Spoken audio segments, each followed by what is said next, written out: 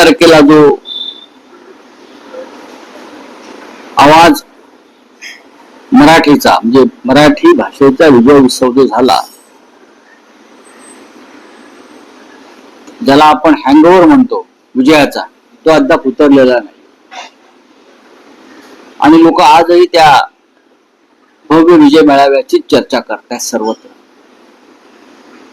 आपण जर त्या संदर्भात लोकांच्या प्रतिक्रिया पाहाल, अन्य काही पाहाल, तर सगळ्यांच्या लक्षात येईल की महाराष्ट्राची जनता ह्या एका क्षणाची गेले 20 वर्ष वाट पाहत होती जवळजवळ.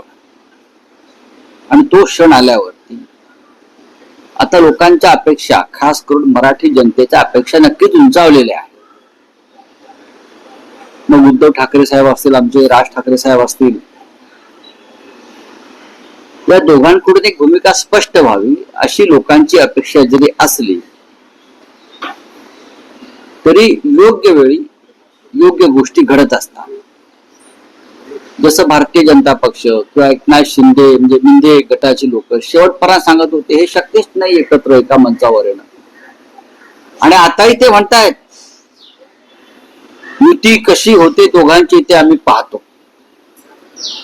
आव्हान जे आहे हे परप्रांतीयांकडून नाहीये. उद्धव आणि राज ठाकरे एकत्र येण्यासंदर्भात जी ताकद निर्माण होते, तर भीती आणि आव्हान हे या महाराष्ट्राच्या अंतर्गत शक्तींकडून आहे.